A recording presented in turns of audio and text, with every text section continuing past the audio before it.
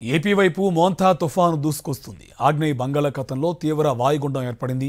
గడిచిన 6 గంటల్లో గంటకు 6 కిలోమీటర్ల వేగంతో వాయుగుండం కదిలింది. రాబోయే 24 గంటల్లో తుఫానుగా బలపడే అవకాశం ఉంది.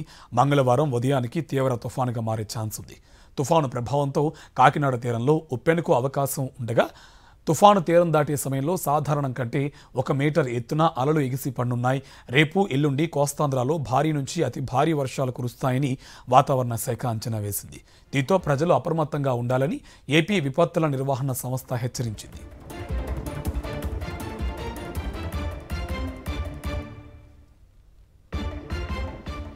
తుఫాను నేపథ్యంలో ప్రస్తుతం రాష్ట్ర వ్యాప్తంగా మోస్తారు వర్షాలు కురుస్తున్నాయి.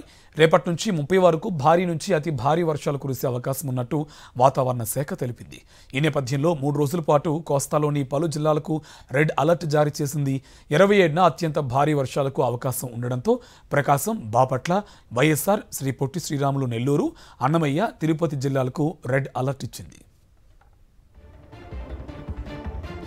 మోంతా తుఫాన్ నేపథ్యంలో తీర ప్రాంతాలను కృష్ణా జిల్లా యంత్రాంగం అలర్ట్ చేసింది. పర్యాటక ప్రాంతాల్లో సందర్శకులకు అనుమతి రద్దు చేశారు. మచిలీపట్నంలోని మంగినపూడి బీచ్, కోడూరు మండలం పాలకాయ తిప్ప వద్ద హంసలదేవి బీచ్లను మూసివేశారు. మంగినపూడి బీచ్లో జిల్లా కలెక్టర్ డీకే బాలాజీ, మత్స్యశాఖ అధికారులు పర్యటించారు. మత్స్యకారులు వేటకు వెళ్లొద్దని ఆదేశాలు జారీ చేశారు. సందర్శకులను బీచ్లోకి రాకుండా పికెట్ ఏర్పాటు చేయాలని కలెక్టర్ ఆదేశించారు.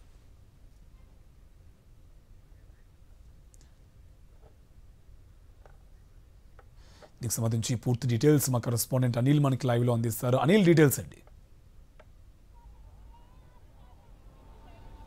కార్తిక్, మొత్తంగా మోంతా తుఫాను ప్రభావం అయితే ముఖ్యంగా ఏపీలో ఉన్నటువంటి కోస్తా తీర ప్రాంతంపై అధికంగా ఉండబోతోంది. ఏపీలో ఉన్నటువంటి దాదాపుగా అన్ని జిల్లాల్లో రేపు ఉదయం నుంచి భారీ నుంచి అతి భారీ వర్షాలు, కొన్ని ప్రాంతాల్లో అత్యంత భారీ వర్షపాతం నమోదయ్యేటువంటి అవకాశం కనిపిస్తోంది. ఇప్పటికే బంగాళాఖాతంలో కొనసాగుతున్నటువంటి తీవ్ర వాయుగుండం ఈరోజు అర్ధరాత్రి తర్వాత తుఫానుగా బలపడేటువంటి అవకాశం ఉంటుంది. ఆ తర్వాత క్రమంగా పశ్చిమ వాయువ్య దిశగా కదులుతూ తీవ్ర తుఫానుగా మంగళవారం ఉదయానికి బలపడి మంగళవారం సాయంత్రం లేదా అర్ధరాత్రి సమయంలో తీరాన్ని దాటేటువంటి అవకాశం ఉంటుంది. ముఖ్యంగా మొదటి నుంచి వాతావరణ శాఖ కళింగపట్నం అలాగే మచిలీపట్నానికి మధ్య కళింగపట్నానికి మధ్య ఉన్నటువంటి కాకినాడ ప్రాంతంలో తీరం దాటుతుందని వాతావరణ శాఖ అంచనా వేస్తోంది. అందుకు అనుగుణంగా ఇప్పటికే కాకినాడలో పెద్ద ఎత్తున ఉప్పెనను తలపించేటువంటి విధంగా అలలు ఎగసిపడేటువంటి అవకాశం ఉంటుంది కనుక, అలాగే వర్షపాతం కూడా 20 సెంటీమీటర్లకు పైగా కోస్తా జిల్లాల్లో నమోదయ్యేటువంటి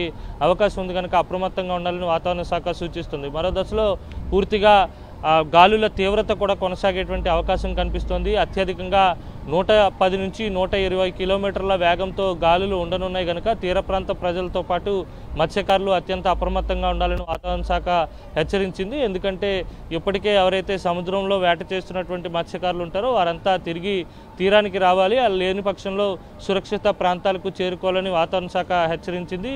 అదే దశలో ఇప్పటికే పలు జిల్లాలకు సంబంధించినటువంటి కలెక్టర్లు పాఠశాలలకు సెలవులు ప్రకటించారు. కొద్దిసేపటి క్రితమే విశాఖ జిల్లా కలెక్టర్ కూడా రేపు ఎల్లుండి జిల్లాలో ఉన్నటువంటి అన్ని విద్యా సంస్థలకు సెలవులు ప్రకటిస్తూ నిర్ణయం తీసుకున్నటువంటి పరిస్థితి కనిపిస్తోంది.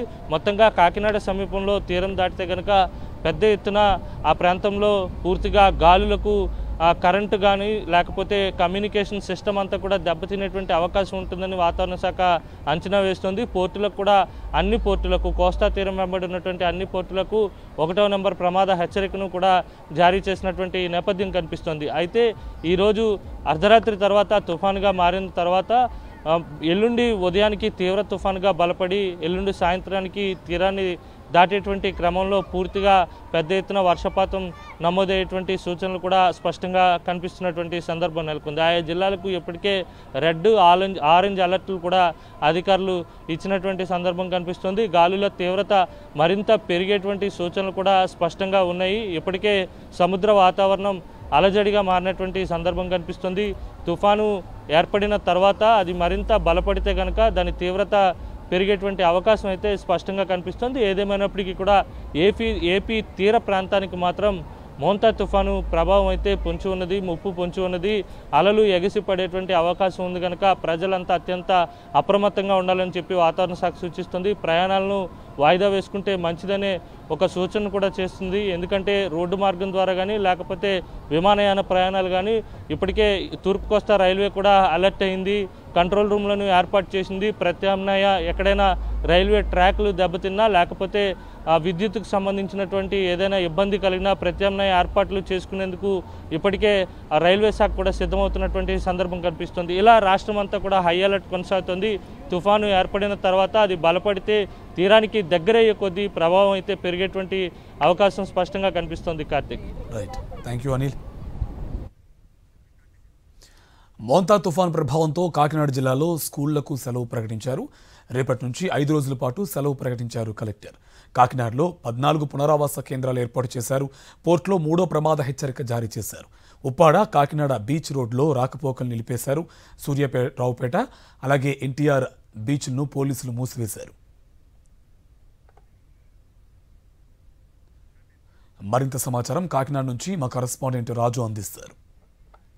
కాకినాడ జిల్లాకు మెంతా తుఫాను ప్రభావం పొంచి ఉన్న నేపథ్యంలో జిల్లా కలెక్టర్ కొన్ని ఉత్తర్వులు జారీ చేశారు. ప్రధానంగా ప్రభుత్వ, ప్రైవేట్ పాఠశాలలకు 5 రోజుల పాటు సెలవులు ప్రకటించారు. ఈ నేపథ్యంలో ఏదైతే సాంఘిక సంక్షేమ శాఖకు సంబంధించినటువంటి గురుకుల హాస్టల్స్ లో ఉన్నటువంటి విద్యార్థులను కూడా ఇళ్లకు వెళ్లిపోవాలని చెప్పి ఆదేశించడంతో ఆ గురుకుల సిబ్బంది అదేవిధంగా హాస్టల్ అధికారులందరూ కూడా తమ పిల్లల్ని ఇంటికి తీసుకెళ్లాల్సిందిగా తల్లిదండ్రులకు ఆదేశించడం జరిగింది. ఈవేళ సాయంత్రంతో పాటుగా పిల్లలంతా కూడా హాస్టల్ వదిలి ఇళ్లకి వెళ్లాలని చెప్పి బంధువులకి కబురు పెట్టడంతో బంధువులంతా వచ్చి ఆ విద్యార్థిని ఇళ్లకు తీసుకెళ్తున్న పరిస్థితి అయితే మనకి ఇక్కడ ప్రస్తుతం కనిపిస్తుంది. ప్రస్తుతం నేను కాకినాడ ఈ సామూర్తికి సంబంధించిన గురుకుల పాఠశాల వాళ్ళతో ఉన్నాను.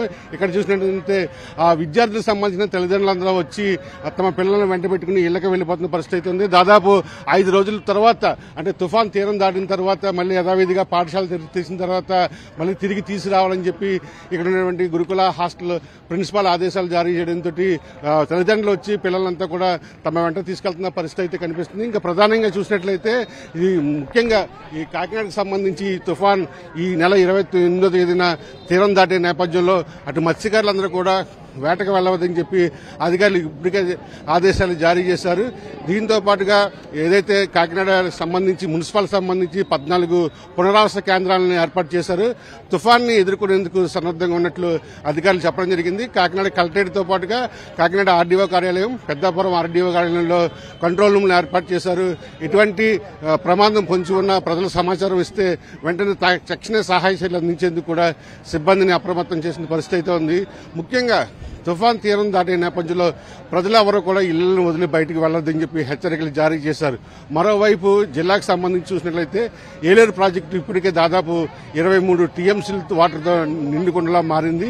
దిగువకు 3,000 క్యూసెక్ల నీరును విడుదల చేస్తున్నారు. ఈ రాత్రి మరింత అదనపు జలాలని వదిలే అవకాశం ఉన్న నేపథ్యంలో దిగువ ప్రాంతంలో ఉన్నటువంటి రైతులు అదేవిధంగా గ్రామస్తులను కూడా ప్రచారంతో అప్రమత్తం చేస్తున్న పరిస్థితులు కాకినాడ జిల్లాలో కనిపిస్తున్నాయి. మరోవైపు తుఫాన్ నేపథ్యంలో ఇప్పటికే కాకినాడ పోర్టులో 3వ ప్రమాద హెచ్చరికలు అధికారులు జారీ చేశారు. శ్రీనివాస్తో కలిసి కరెస్పాండెంట్ రాజు, సాక్షి టీవీ, కాకినాడ నుండి.